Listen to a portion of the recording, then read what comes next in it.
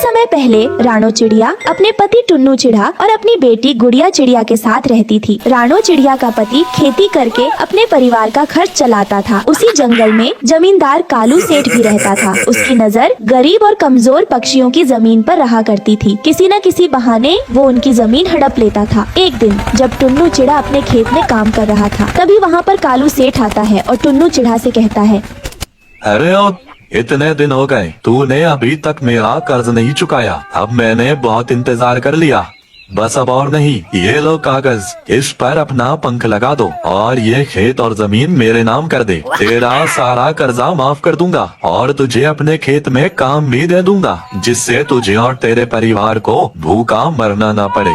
आप किस कर्ज की बात कर रहे हैं सेठ जी? मैंने कब आपसे कर्ज लिया है? मैंने तो आज तक आपसे कोई कर्ज लिया ही नहीं है। फिर मैं अपना खेत आपके नाम क्यों करूं? सुबह सुबह आप में चढ़ा रखी है क्या? जाइए यहाँ से, मुझे बहुत काम है मेरे खेत में। अच्छा, तो तू ऐसे नहीं मानेगा। ये देख, तेरे पंख का निशान लगा है इस कागज पर। तूने मुझसे पूरे 50,000 रुपए उधार लिए हैं। मालिक, ऊपर वाले के लिए ऐसा जुल्म मत कीजिए मेरे ऊपर। आप ऊपर वाले से तो डरिए। अगर आप मेरा खेत ले लेंगे तो मैं अपने परिवार का पेट कैसे पालूंगा? मेरा परिवार भूखा मर जाएगा। मुझ पर रहम कीजिए मालिक। वो सब मैं नहीं जानता। आज से ये खेत मेरा हुआ। तू चल भाग यहाँ से, नहीं तो मेरे आदमी तुझे मार कर इसी खेत में दफना देंगे। फिर तेरे परिवार का कौन ख्याल रखेगा? इसलिए अभी भी समय है, चला जा यहाँ से। टुन्नू चिड़ा क्या करता, बेचारा रोता हुआ घर वापस आ जाता है। उसकी ये हालात देखकर उसकी पत्नी रानो चिड़िया उससे कहती है, अजी क्या हुआ? आपकी आंखों में आंसू? क्या हुआ है, जल्दी बताइए, मेरा जी बैठा जा रहा है।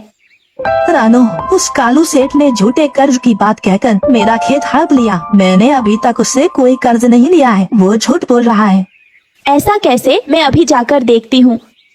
कोई फायदा नहीं रानो उसके पास जाने का। पता नहीं कहाँ से मेरे पंख के निशान वाला कागज है उसके पास, जिसमें लिखा है मैंने 50,000 रुपए उससे उधार लिए हैं।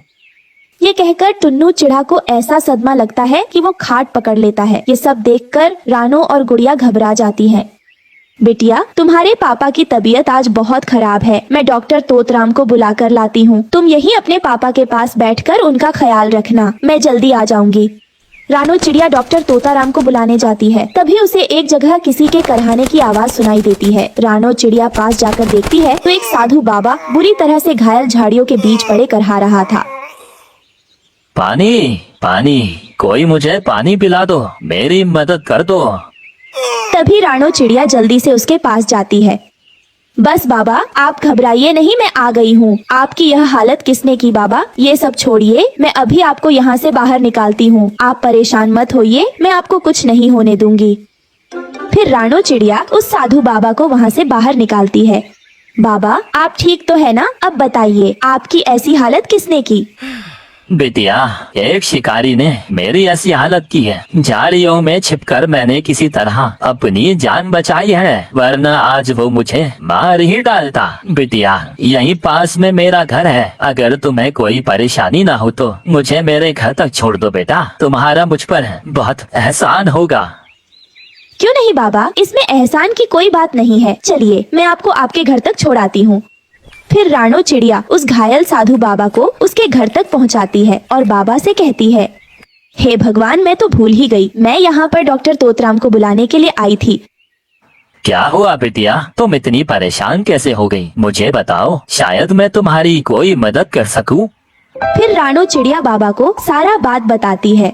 बाबा, मेरे पति बहुत बीमार हैं, घर में इलाज कराने के पैसे नहीं हैं। मैं सरकारी डॉक्टर को बुलाने जा रही थी, तभी आपकी आवाज आई और मैं यहाँ आपकी मदद करने के लिए आ गई। अच्छा, सुनो बिटिया, तुम एक बहुत नेक दिल और दयालु चिड़िया हो। तुमने मेरी जान बचाई है, इसलिए मेरी जान बचाने के बदले में मैं तुम्हें ये जादुई लीची के बीज देता हूँ। इसे रात के अंधेरे में जब सब सो जाए तो अपने घर के आंगन में बो देना। अगले दिन लीची का पेड़ और लीची का घर तैयार हो जाएगा। उसके बाद तुम्हारी सारी परेशानी दूर हो जाएगी। आपका बहुत बहुत शुक्रिया बाबा, अब मैं चलती हूँ। रानो चिड़िया वो बीज लेकर वहाँ से चली गई। फिर रानो ने ऐसा ही किया। रात के अंधेरे में सबके सो जाने के बाद उसने अपने आंगन में वो लीची के बीज बो दिए। अगले दिन लीची के पेड़ और लीची का बना हुआ घर को देखकर वो बहुत खुश हुई और अपने पति टुन्नू चिढ़ा और अपनी बेटी गुड़िया को वहाँ लेकर आई। टुन्नू जी, गुड़िया, आप दोनों जल्दी से मेरे साथ आंगन में चले और देखें, हमारे आंगन में लीची का पेड़ उगा है और उसके साथ में लीची का घर भी है। फिर टुन्नू चिढ़ा और गुड़िया दौड़े दौड़े आंगन में आते हैं। अरे ये क्या रानो हो, यहाँ तो लीची का पेड़ और लीची का घर कभी था ही नहीं, पर अचानक ये सब कैसे हुआ? फिर रानो चिड़िया सारी बात उन्हें बताती है। तभी टुन्नू चिढ़ा एक लीची खाता है और लीची खाते ही उसकी सारी बीमारी ठीक हो जाती है। ये देखकर वो सब हैरान हो जाते हैं। अरे रानो, ये लीची कोई मामूली लीची नहीं, बल्कि ये जादुई लीचियाँ हैं। ये सब तुम्हारी अच्छाई की वजह से हुआ है। जो बाबा ने खुश होकर तुम्हें ये जादुई लीची के बीज दिए, और ये लीची का घर कितना सुंदर है। सुनो पापा, आप ये सारी लीची को तोड़कर बाजार में बेच दो। इससे हमें अच्छे पैसे भी मिलेंगे और आपको काम ढूंढने में भी कोई परेशानी नहीं होगी। फिर टुन्नू चिढ़ा अपने परिवार के साथ उस लीची के घर के अंदर जाता है। अरे वाह, ये घर तो बहुत सुंदर है और इस घर के अंदर हमारे जरूरत की सारी चीजें मौजूद भी हैं। सच में ऊपर वाले ने हमारी सारी परेशानी दूर कर दी। फिर टुन्नू चिढ़ा झटपट सारी लीचियों को तोड़कर बाजार में बेच देता है और उसकी अच्छी कमाई होने लगी। और फिर उस दिन के बाद से वो लीची बेचकर अपने परिवार के साथ खुशी खुशी रहने लगा।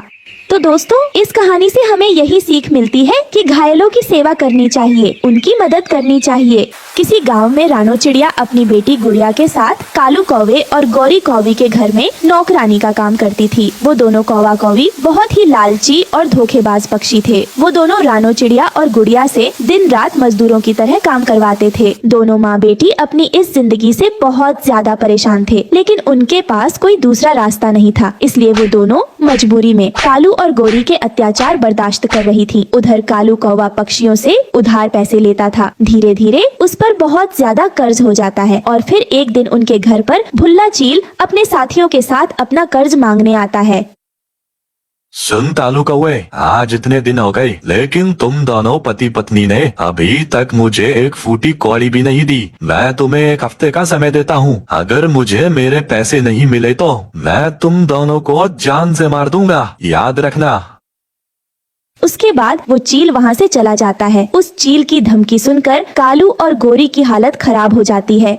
हमें किसी भी तरह पैसों का बंदोबस्त करना होगा। वो पक्षी बहुत ही खतरनाक है। अगर हमने उन्हें पैसे नहीं दिए तो वो सच में हमें जान से मार देंगे। हाँ भाग्यवान, तुम बिल्कुल ठीक कहती हो। पैसों का इंतजाम करने के लिए हमें कोई न कोई उपाय सोचना ही होगा। हम इन दोनों माँ बेटी का इस्तेमाल करके पैसे का इंतजाम करेंगे। फिर अगले दिन कालू कौवा और गोरी कौवी रानो चिड़िया और उसकी बेटी को काली पहाड़ी पर जाने के लिए कहते हैं, क्योंकि वहाँ के रहने वाले पक्षियों का मानना था कि उस पहाड़ी के पास बेशकीमती मोती है। सुनो रानो, तुम अभी के अभी उस काली पहाड़ी के पास जाओ और हमारे लिए वो बेशकीमती मोती लेकर आओ, जिसे बेचकर हम अपना सारा कर्जा चुकाएंगे। मालिक, लेकिन मैं वहाँ कैसे जा पाऊंगी? आपको पता है ना, वहाँ पर खतरनाक। बस बहुत हो गया तुम्हारा नाटक, हम कुछ नहीं जानते। चुपचाप से तुम वहाँ जाओ, वरना तेरी इस बेटी को मैं जान से मार दूंगा। बेचारी रानो चिड़िया के पास कालू कौवे की बात मानने के अलावा और कोई रास्ता नहीं था। वो काली पहाड़ी पर जाने के लिए निकल जाती है। कुछ देर उड़ने के बाद वो पहाड़ी पर पहुंच जाती है, लेकिन उसे वहाँ पर बेशकीमती मोती नहीं मिलते। वो वापस घर आ जाती है, लेकिन कालू और गोरी उसे डरा धमकाकर दोबारा काली पहाड़ी पर भेज देते हैं। लेकिन इस बार रानो चिड़िया का सामना खतरनाक जानवरों से होता है, जिन्हें देखकर वो बुरी तरह डर जाती है।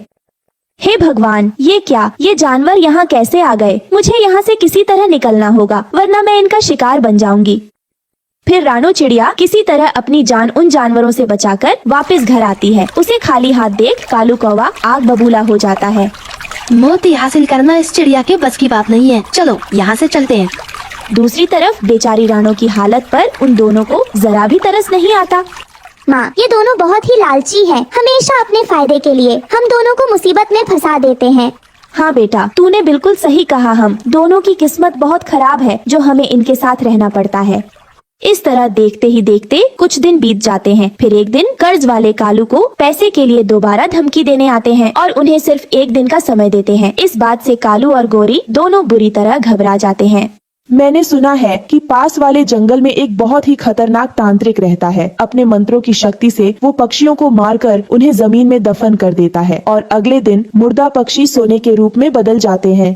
अरे वाह, ये तो तुमने बहुत अच्छी बात बताई। हम रानो और गुड़िया को उस तांत्रिक के हवाले कर देंगे। फिर तांत्रिक उन दोनों को मारकर जमीन में दफना देगा। उसके बाद दोनों का शरीर सोने के रूप में बदल जाएगा। इस तरह वो दोनों लालच में पड़कर रानो और गुड़िया को मारने का फैसला कर लेते हैं। दूसरी तरफ दोनों माँ बेटी उनकी सारी बातें सुन लेती हैं। ये दोनों तो अपने फायदे के लिए हम दोनों को जान से मारना चाहते हैं। मैंने ऐसा कभी नहीं सोचा था। हमें आज रात ही किसी भी तरह यहाँ से भागना होगा। फिर रात में मौका देखकर रानो चिड़िया अपनी बेटी के साथ वहाँ से भाग निकलती है। भागते हुए वो दोनों दूर जंगल में जा पहुँचते हैं। माँ, मुझे बहुत प्यास लगी है, अब मैं और नहीं उड़ सकती। तभी उन्हें झाड़ियों के पास एक बड़ा सा कुआं दिखाई देता है। दोनों माँ बेटी जैसे ही कुएं के पास पहुँचते हैं कि तभी अचानक कुएं के अंदर से एक तांत्रिक बाहर निकल आता है। ओए, तुम दोनों कौन हो और इस खतरनाक जंगल में क्या करने आए हो? रानो उस तांत्रिक को कालू और गोरी की सारी बातें बताती है। अच्छा, तो ये बात है। तुम दोनों फिक्र मत करो, आज से तुम दोनों मेरे साथ रहो। फिर तांत्रिक उन दोनों को अपने जादुई स्ट्रॉबेरी घर में ले आता है। उस विशाल स्ट्रॉबेरी घर को देखकर रानो और उसकी बेटी बहुत खुश होते हैं। सच में ये स्ट्रॉबेरी का घर तो बहुत सुंदर है। फिर तांत्रिक अपने जादू से वहाँ पर एक और स्ट्रॉबेरी का घर बना देता है। रानो चिड़िया, ये लो, ये जादुई स्ट्रॉबेरी का घर आज से तुम दोनों का है। इस घर में तुम्हारी जरूरत की चीजें मौजूद हैं। अब तुम्हें परेशान होने की कोई जरूरत नहीं। तांत्रिक की बात सुनकर रानो चिड़िया अपनी बेटी गुड़िया के साथ उस स्ट्रॉबेरी घर के अंदर जाती है और उसमें रहने लगती है। ऐसे ही कुछ दिन बीत जाते हैं। रानो चिड़िया अपनी बेटी के साथ नदी पर सैर करने आती है। तभी कालू और गोरी उन दोनों को देख लेते हैं। फिर वो दोनों उनका पीछा करते हुए जादुई स्ट्रॉबेरी घर तक पहुँच जाते हैं। यह जादुई स्ट्रॉबेरी का घर तो बहुत ही कमाल का है। इस घर की शक्तियों के जरिए हम बहुत धनवान बन सकते हैं। हमें किसी भी तरह इस घर को अपने कब्जे में लेना होगा। उस समय तांत्रिक कहीं बाहर गया हुआ था। रानो और गुड़िया घर पर अकेले थे। तभी कालू और गोरी घर के अंदर घुस जाते हैं। उन दोनों को अचानक देख माँ बेटी घबरा जाती है। तुम दोनों ने क्या सोचा था? इतनी आसानी से हमारे चुंगल से निकल जाओगे? अब तुम दोनों को मारकर हम इस घर पर अपना कब्जा कर लेंगे। चलो, मरने के लिए तैयार हो जाओ। ये कहकर वो उन दोनों को मारने के लिए आगे बढ़ता है। तभी तांत्रिक वहाँ पर आ जाता है। रुक जाओ कालू कौवे, बस अब बहुत हुआ। तुम दोनों बहुत ही ज्यादा बुरे हो। अब मैं तुम दोनों को ऐसी सजा दूंगा जिससे तुम दोनों को तुम्हारी नानी याद आ जाएगी।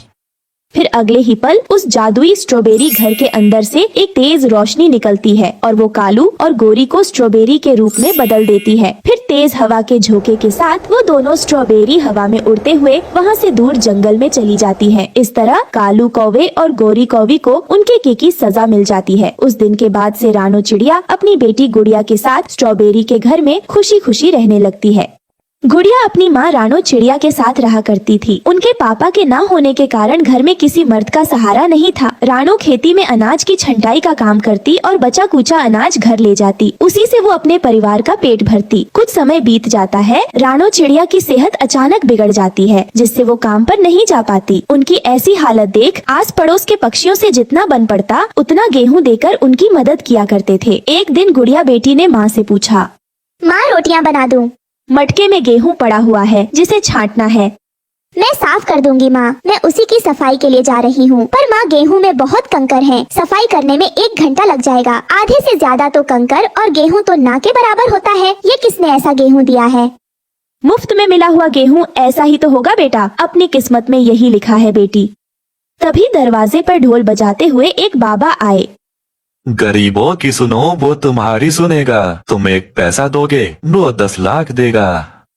बाबा, हमारे पास कुछ नहीं, आप अगले घर जाइए। दहलीज पर आए हुए बाबा को खाली हाथ नहीं भेजा करते।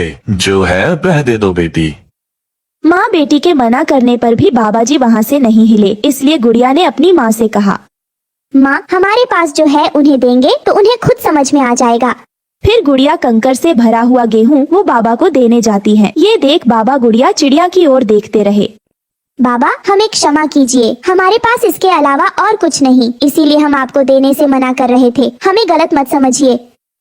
कोई बात नहीं बच्चा, क्या हुआ, पुण्य खाली नहीं जाता, ये लो तुम्हारे लिए ये बक्सा। ऐसा कहकर बाबा जी ने एक बक्सा वहाँ प्रकट किया। इस बक्से में तुम जो भी डालो, जो भी मांगो, वो तुम्हें मिलेगा। ऐसा कहकर ढोल बजाते हुए बाबा वहाँ से चले गए। गुड़िया को कुछ समझ में नहीं आया। उसने वो बक्सा उठाया और अंदर ले गई और अपनी माँ से कहा, माँ उन्होंने कहा जो है वो डालो, जो चाहो वो पाओ, इसका मतलब मुझे नहीं समझ आया। क्या पता बेटा। उसके बाद गुड़िया ने मटके से गेहूं निकालकर उसे साफ किया और माँ से कहा, माँ आज मुझसे जितना बन पड़ा मैंने गेहूं की सफाई कर दी और मुझसे नहीं होगा, बाकी मैं कल करूँगी। सफाई किए हुए गेहूं मैं इस बक्से में डाल देती हूँ। ऐसा कहकर गुड़िया ने उसके बक्से में जैसे ही गेहूं डाला, उसमें से रोटी बनकर बाहर निकली। यह देखकर दोनों को यह समझ में आया कि जो बाबा घर पर आए थे वो कोई साधारण नहीं बल्कि मायावी बाबा थे। उन दोनों ने पेट भरकर रोटियां खाईं और बाबा जी को मन ही मन धन्यवाद प्रकट किया। लेकिन यह खुशी उनके पास ज्यादा दिन तक नहीं थी। उनके पास जितना गेहूं था वो खत्म हो गया। माँ हमारे पास जितना गेहूं था सब खत्म हो गया, मैं खेत जाकर गेहूं की छटाई कर आती हूँ, थोड़ा गेहूं मिल जाएगा। बेटा अब फसल की कटाई हो गई है, उस जमीन पर अब कुछ नहीं मिलेगा। अब वहाँ भेड़ बकरियां घूम रही होंगी। अब हम क्या करें माँ? ऐसा कहकर गुड़िया उदास होकर बैठ गई। तभी उसे बाबा जी की कही हुई बातें याद आई, जो होगा वो डालो, जो चाहो वो पाओ। तुरंत गुड़िया ने उठकर उन कंकर को उस मशीन में डाल दिया। तभी माँ वहाँ आई। अरे पगली, ये क्या कर रही है तू? वो ऐसे बोल ही रही थी कि उस मशीन में से रोटियां बाहर निकलने लगती हैं। माँ इसका मतलब हम इसमें जो भी डालेंगे तो उसके बदले में हम रोटियों ही मिलेगी। माँ हमें अब कुछ नहीं करना पड़ेगा, हम इसमें कंकर भी डालेंगे तो उसके बदले में हमें रोटियां ही मिलेगी। हम रोटियों को बेचकर घर चला सकते हैं। हाँ, ये बढ़िया सोच है। उसके अगले ही दिन से वो दोनों रोटियां बनाकर बेचना शुरू करती है। उनकी रोटियों का स्वाद बहुत ही अच्छा होने के कारण उनके पास पक्षियों की भीड़ लगने लगी। धीरे धीरे उन लोगों ने बहुत पैसा कमाया। ये सब उस जंगल में रहने वाले कालू कौवा से देखा ना गया। ये गरीब माँ बेटी रोटियां बेचकर इतना कैसे अमीर हो सकती हैं? कुछ तो दाल में काला है, आज रात पता लगाता हूँ। कालू रात होते ही राणो के घर की खिड़की से झांककर देखने लगता है। माँ कल के लिए मैंने ये कंकर लाकर रख दिए हैं, कल सुबह रोटियां बेचने हमें जल्दी चलना है। कंकर से रोटियां? कुछ समझ नहीं आया। कालू बेटा यहाँ पूरी दाल ही काली है। कालू ऐसा सोचकर वहाँ से चला जाता है। सुबह होते ही गुड़िया वो कंकर उस बक्से में डालती है और उसमें से रोटियां बाहर आने लगती हैं। दूर बैठा कालू कौवा ये सब देख रहा था। अब आया ना ऊंट पहाड़ के नीचे, मुझे कैसे भी ये जादुई बक्सा चुराना होगा और मैं फिर घर बैठकर रोटियां तोड़ूंगा। कालू अपने घर जाकर जादुई मशीन चुराने का प्लान बनाने लगा। वहीं दूसरी तरफ, रोटी ले लो, गर्मा गर्म रोटियां ले लो, ताजा ताजा आटे की रोटियां ले लो। कुछ ही देर में उनकी सारी रोटियां बिक जाती हैं और वो अपना ठेला लेकर घर चली जाती है। ठेले को पेड़ के पास खड़ा करके जब अपने घोंसले में आती है तो अपना सर पीट लेती है। हे ऊपर वाले, हमारे घर किसने चोरी की? कौन हमारा बक्सा चुरा कर ले गया? कितने दिनों बाद हमारे घर खुशियाँ आई थी और वो भी कोई चुरा ले गया। माँ आप परेशान ना हो, वो बाबा का जादुई बक्सा कहीं नहीं जाएगा, वो हमें जरूर वापस मिल जाएगा। अब मैं इसमें कंकर डाल देता हूँ और फिर मजे से रोटियां खाऊंगा। कालू कौवा जैसे ही उसमें कंकर डालता है, उसमें से एक जोर का बिजली का झटका कालू को लगता है और जोर के झटके के कारण उसका घोंसला आग की चपेट में आ जाता है। कालू जैसे तैसे करके अपनी जान बचाकर दूसरे जंगल भाग जाता है। अगली सुबह, माँ मैं पानी लाने जंगल जा रही हूँ, आप अपना ध्यान रखना। गुड़िया पानी की तलाश में इधर उधर भटक रही होती है। तभी उसकी नजर झाड़ियों के पीछे पड़े जादुई बक्से पर जाती है। वो तो शायद जादुई बक्सा है। गुड़िया खुशी खुशी वो बक्सा उठाकर घर ले जाती है। इस तरह दोनों माँ बेटी की जिंदगी में खुशियाँ आ जाती हैं और वो रोटियां बेचकर अपना घर चलाने लगती हैं। दुष्ट कालू कौवा रोजाना अपना चेहरा छिपाकर पहाड़ों पर बैठ जाता और किसी भी आते जाते पक्षियों का भोजन छीन लेता। आज मिट्ठू तोता अपने लिए अपना सेब लेकर आ रहा था। कितना लाल है मेरा सेब, कितना मीठा है मेरा सेब, आज मिट्ठू खाएगा लाल सेब।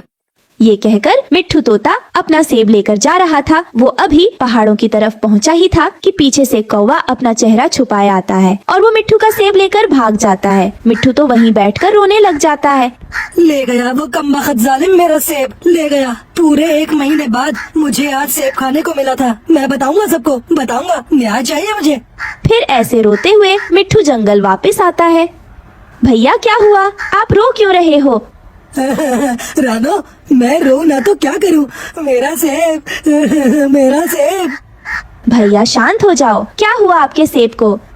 वो पहाड़ी वाला डाकू आज मेरा सेब छीन कर भाग गया और मैं तो उसे पहचान भी नहीं सका।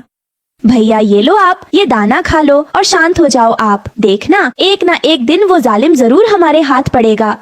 वाह वाह, लाल है ये सेब और बहुत मीठा भी होगा। कैसे गाने गाते हुए जा रहा था मिट्ठू, मगर मैंने उसे रुला दिया और छीन लिया उसका सेब। वो दुष्ट कालू कौवा ऐसे खुद से बातें करता है और फिर मिट्ठू से छिना हुआ सेब खाने लगता है। शाम को सभी पंछी एक पेड़ के नीचे इकट्ठे होते हैं। कल लाडो का भोजन छीन लिया उस जालिम ने और आज मिट्ठू का सेब छीन लिया। अगर ऐसे ही चलता रहा तो कोई भी नहीं बचेगा हम में से। मैं तो जब भी भोजन लेकर उस रास्ते से गुजरता हूँ तो मुझे तो बहुत डर लगता है। दूर से कालू कौवा भी पक्षियों को इकट्ठा देख लेता है। मुझे वहाँ जाना होगा, अगर ना गया तो सब मुझ पर शक करेंगे और मैं पकड़ा जाऊंगा। फिर कालू कौवा दूसरे पक्षियों के पास जाता है और वहाँ जाते ही जोरों से रोने लग जाता है। मिठाई, मेरी मिठाई, मेरी मिठाई भी छीन ली उस जालिम ने और मुझे बहुत मारा, मगर मैंने शोर नहीं मचाया, क्योंकि अगर मैं शोर मचाता तो वो मुझे जान